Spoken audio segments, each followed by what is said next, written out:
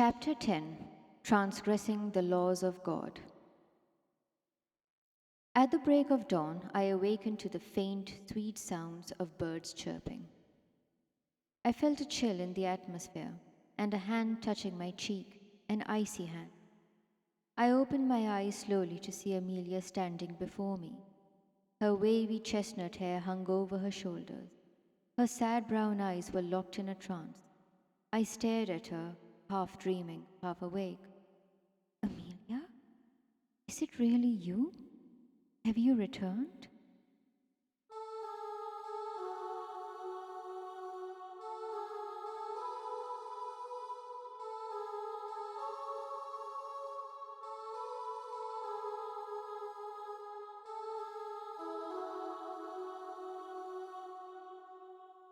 But that icy touch turned warm, and a few moments later, her hand burned against my cheek. I squealed in pain and recoiled. As I looked at Amelia, her sad eyes turned into yellow orbs, and her pretty mouth opened wide to reveal fangs, the fangs of a serpent.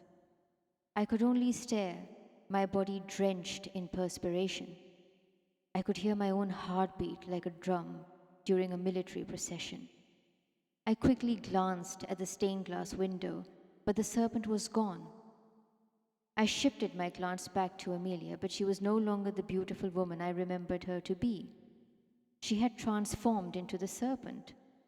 I screamed as loudly as I could as the demonic serpent stormed at me.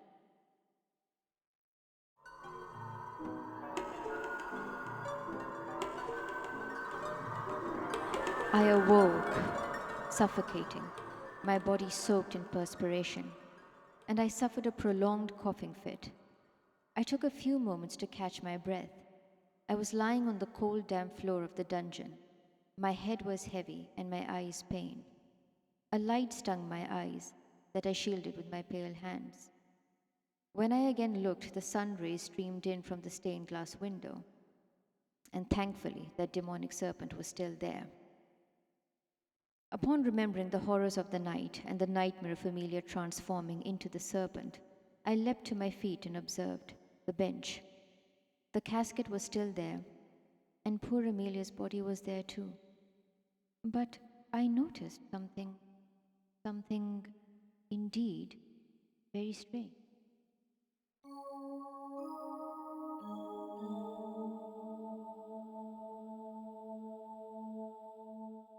Previously, Amelia had a peaceful expression on her face, but now something had changed.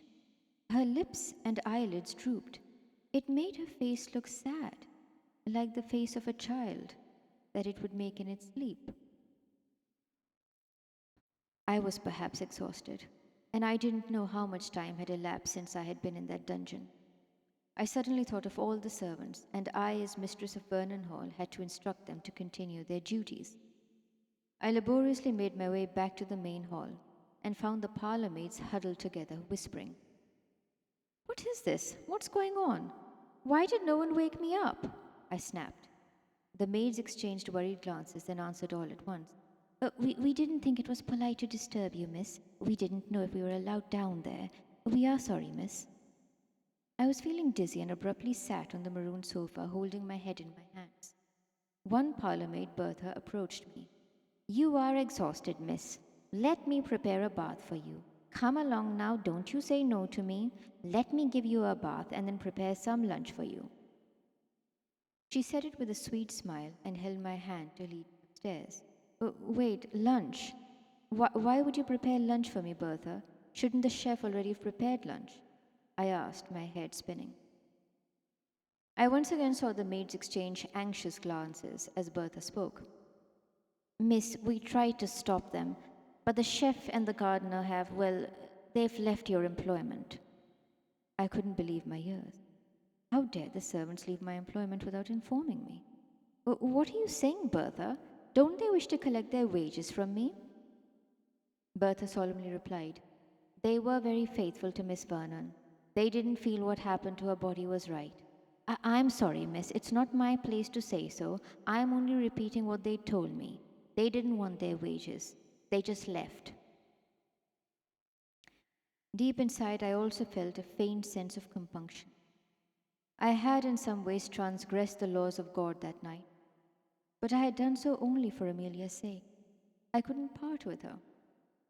Call it a sense of naivety or a deep sense of obsession, but she was with me in spirit as well as in body.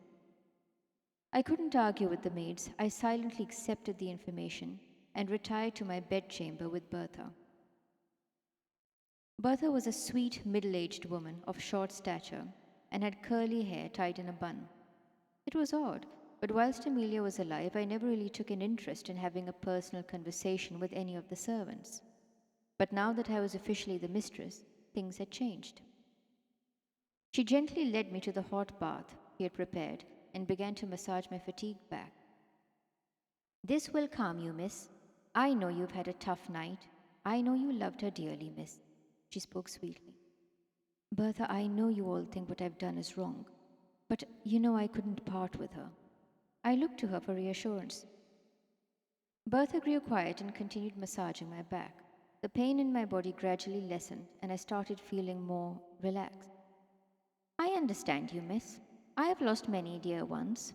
In fact, Miss Vernon was kind enough to offer me employment when my husband died.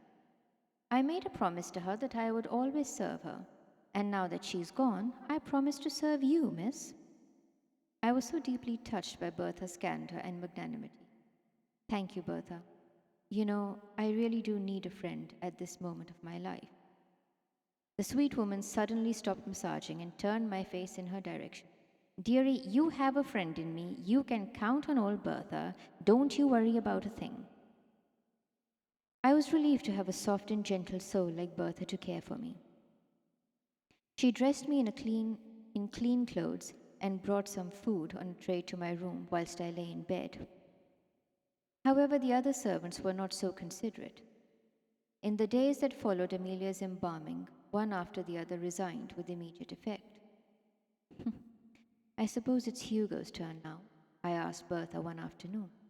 "Oh, I doubt it, miss. Hugo never seemed the loyal type to me in the first place. Anyhow, most of the others who left didn't just do so because they were faithful to Miss Vernon. Well, they did it because they felt this house was now haunted. Some even claimed to see Miss Vernon's ghost wandering around the house.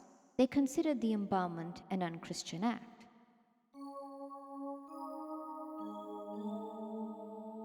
She paused and looked sheepish, as if she had said something she wasn't supposed to. "It's all right, Bertha. It may be unchristian, but what's done can't be undone." "Amelia's ghost?" Bertha looked concerned. "Miss, who knows what happens to the souls of those who do not receive a proper burial and are not buried in consecrated ground?"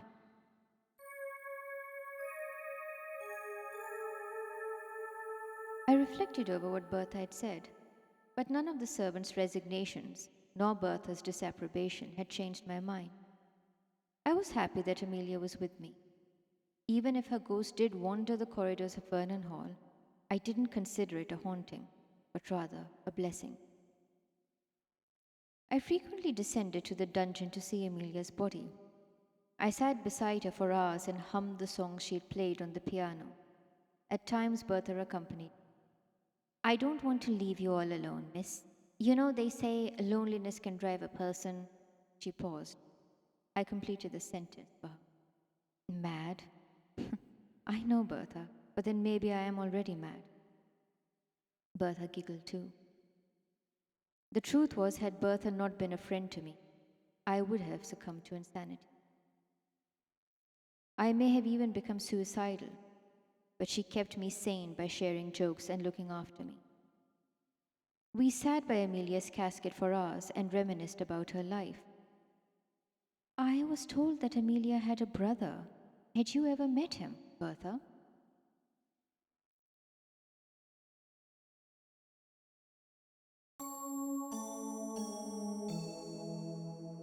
"No, miss. I only came to Vernon Hall 2 years ago.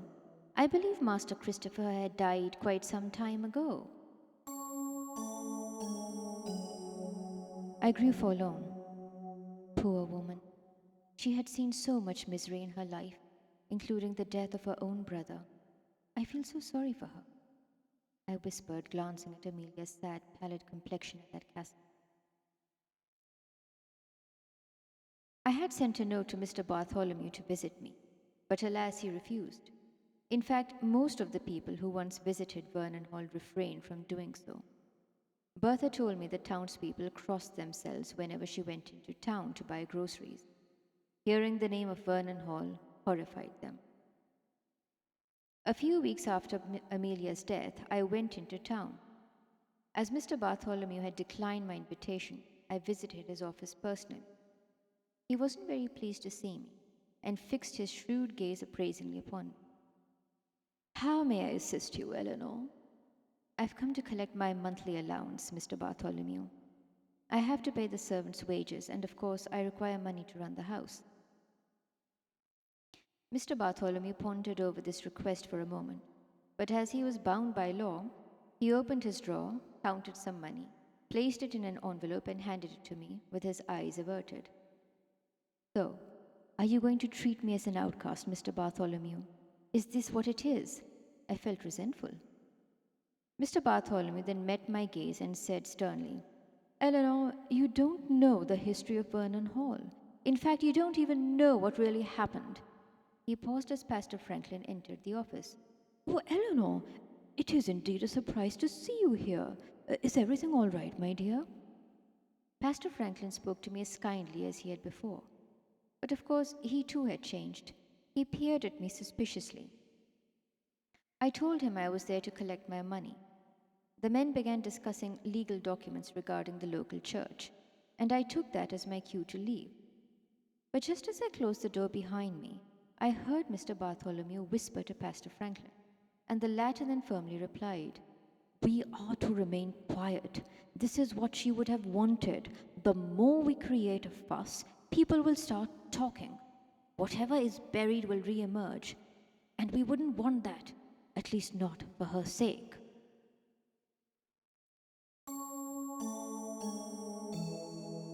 I had no idea what Pastor Franklin spoke of, but I did determine that both he and Mr. Bartholomew were referring to the secrets of Vernon Hall.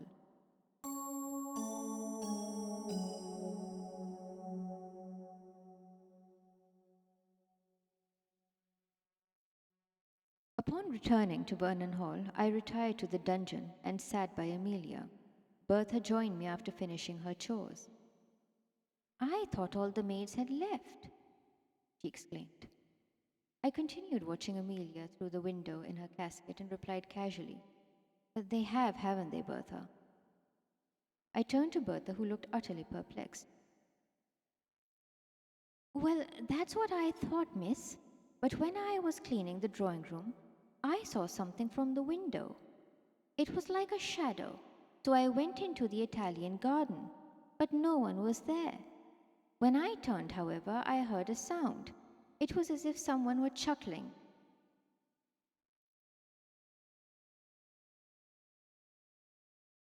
Yes, that's what it was, a chuckle. It seemed to come from the secret garden. Well, when I followed the sound, I thought I saw a parlour maid. But she was no ordinary parlour maid, miss. Oh no, not like me.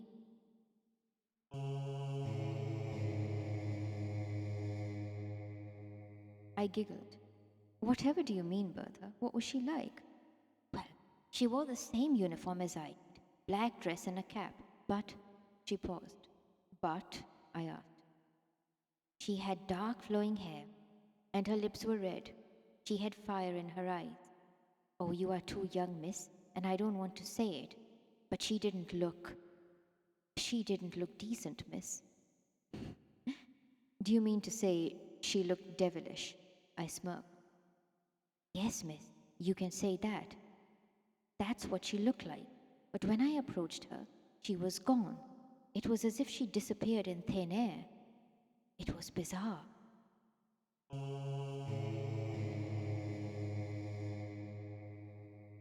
Once Bertha had narrated her account, I guffawed.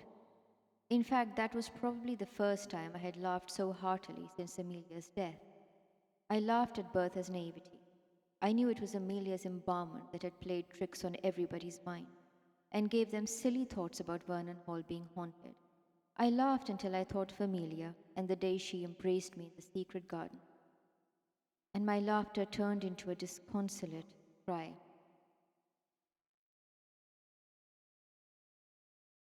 Bertha immediately came to my rescue.